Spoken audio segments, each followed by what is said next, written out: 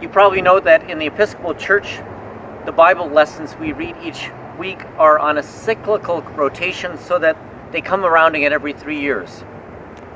So it was a surprise for me to discover that in nearly 20 years of preaching, I've never preached a sermon on the lessons for this particular Sunday. It is even more significant that I have never preached on the first lesson for today from the Acts of the Apostles, because this reading is about St. Stephen, our patron saint. The story about Stephen's death is also one of the lessons we read on his feast day. We ought to celebrate the patronal feast day of St. Stephen's here at St. Stephen's Episcopal Church, but since the feast of St. Stephen falls on, unfortunately, the day after Christmas, I'm invariably on vacation that day, so the feast day sadly goes without a celebration here. But now that we encounter St. Stephen's story on a Sunday when I am not on vacation, it is well that we should spend some time thinking about his life and what his life means for our lives.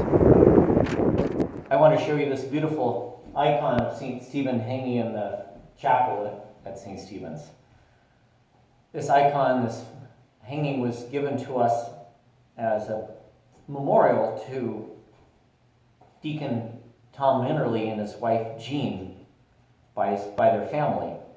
Tom was one of the many deacons who have been raised up or called to ordination as deacons at St. Stephen's, and St. Stephen himself is notable as one of the first deacons of the church.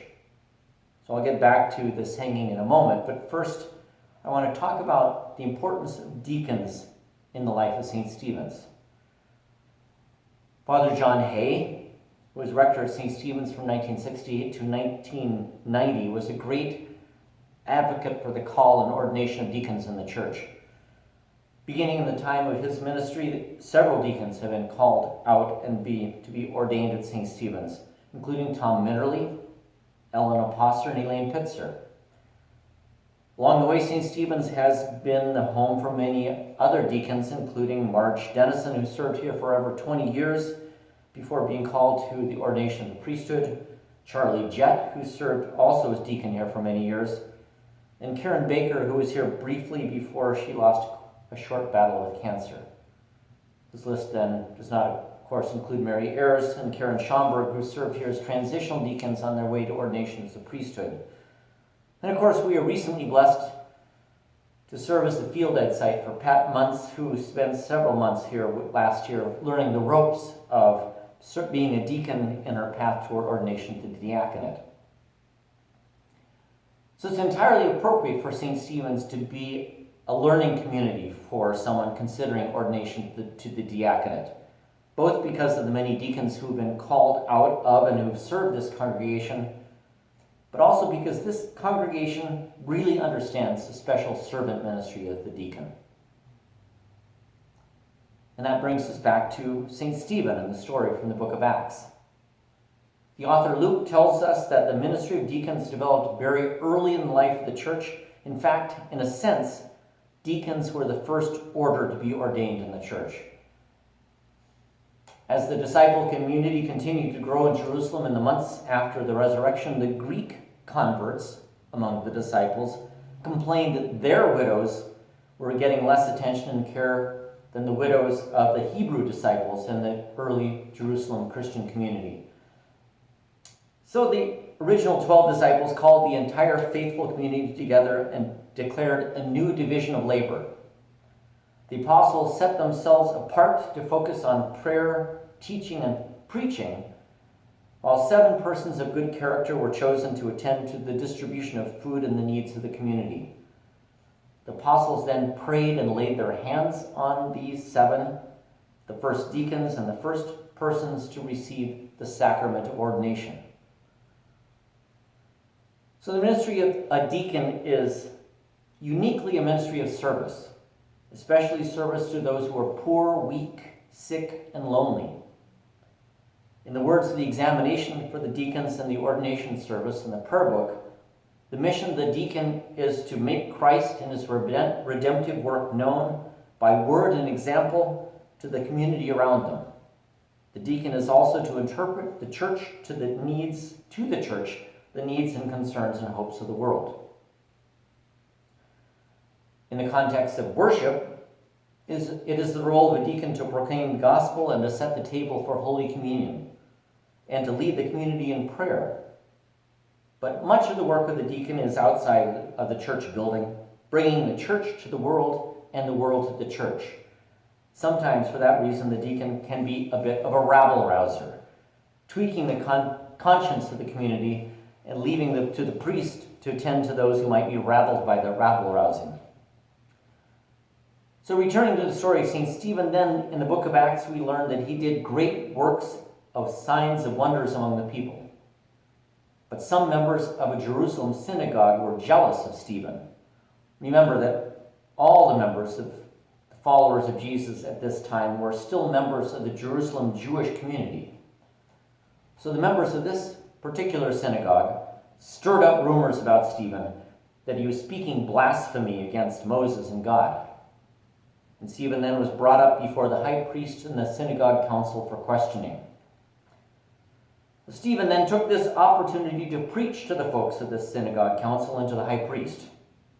Stephen launched into a lengthy sermon, recalling the salvation history of the Jewish people from the call of Abraham to Isaac, Jacob, and Joseph, Moses, the Exodus story, Aaron and the making of the golden calf, and David.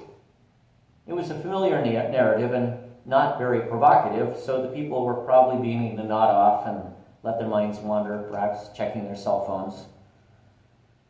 But then suddenly Stephen lurched into a verbal assault of his audience. He said, "You stiff-necked people, uncircumcised in heart and ears, you are forever opposing the Holy Spirit, just as your ancestors used to do. Which of the prophets did your ancestors not persecute? They killed those who foretold the coming of the righteous one, and now you have become his betrayers and murderers." Well, that sudden turn in the sermon did not go down well with Stephen's listeners. They became enraged and ground their teeth against him, and they dragged him out of the city and stoned him to death. So now let's return to this depiction of Stephen in this chapel hanging. Deacon Elaine Pitzer ordered it especially made from an artist in England, and as she discussed the work with the artist, we considered the image of Stephen in the church pictures in artwork about Stephen, and most of them look grim. So we were trying to find an image that would be not quite so grim. So you can see Stephen in this image. He is dressed in a deacon's dalmatic. That's the vestment he's wearing. It is red because red is the color of martyrs. In one hand he's holding a incense censer, because in the Eastern Church the role of the deacon is to cense the gospel before reading the gospel to the congregation. In the other hand he's holding a palm branch. Palm is a sign of victory, and in this case Stephen's victory was, he earned his victory in his martyrdom. He's not downcast or sad, and his expression seems to be maybe fixed determination. There's probably an object lesson here about preaching. Peter, earlier in the Acts narrative, preaches a sermon that leads thousands of people to be baptized, while Stephen, here in this sermon, gets him stoned. Jesus, after his first sermon in Nazareth, for that matter, gets nearly tossed off a cliff. So I suppose that any sermon that the preacher survives is a good sermon. And I will stick with my policy of not intentionally insulting the congregation when I preach. If one of my sermons leads to grinding of teeth, I hope at least it is for a good reason. And Stephen was not just one of the first deacons. He was also the first martyr of the church, which is why we celebrate his feast day on the day after Christmas, just to remind us that those who intentionally pattern their lives after the life of the little baby Jesus might ultimately face the consequences of a world turned against them. The word martyr comes from the Greek word meaning witness. So the function of a martyr is to bear witness. The risen Christ told the disciples that they would be witnesses to people near and to people far off, to the good news of God's love. And some would be effective witnesses, and some would be not so effective. Stephen bore witness to God's love in a way that he lived his life. When he put that witness into words, he experienced some difficulties with his rhetorical delivery. When Jesus calls us to be witnesses, we are to tell what we have seen and heard and experienced of Jesus. If bearing witness to Jesus is telling what we see of Jesus' work, then we need to look with care to see his work in the world around us and within us. Telling the story of Jesus is not necessarily a recounting of salvation history, as Stephen did in his first and only sermon. Telling the story of Jesus means that we must bear witness to what we see of Jesus' work in our world. Episcopalians love to quote St. Francis, who reportedly told us to proclaim the good news at all time and, if necessary, to use words. We love to exempt ourselves from the directive to preach with words and to point to the works of deacons who proclaim the good news through their actions. Certainly, the proclamation of God's kingdom requires both, that we preach and proclaim what Jesus is doing with words, and that we do what Jesus is doing with our actions. What Stephen did and said is eventually led to his death at the hands of an angry crowd. It seems a waste that a young man's life lived in service to others is ended so violently. What good could have come from living so faithfully? Most of us will not encounter a threat to our lives for the way we live out our discipleship the way that Stephen did. But Stephen's story may prove helpful in guiding us to consider the ways in which faithfulness to God may clash with the common assumptions and practices of the world around us. For example, what does our Christian faith have to say about our consumer culture that now seems to be upended by the coronavirus pandemic? What does our Christian faith have to say about the nationalistic impulses that lead our country to go it alone in world affairs in the midst of a crisis that threatens the lives and livelihoods of everyone on the planet?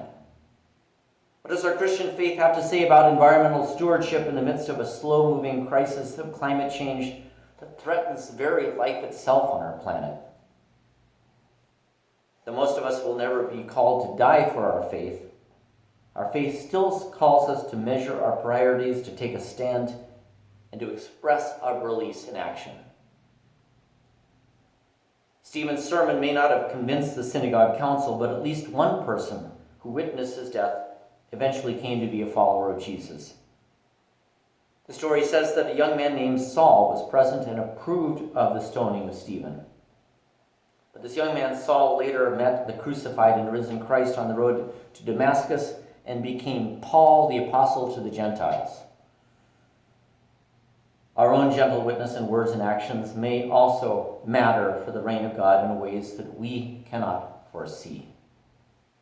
For these reasons, the life and death of Stephen may mean very much to us and model how we should live in our world in faithfulness and in obedience.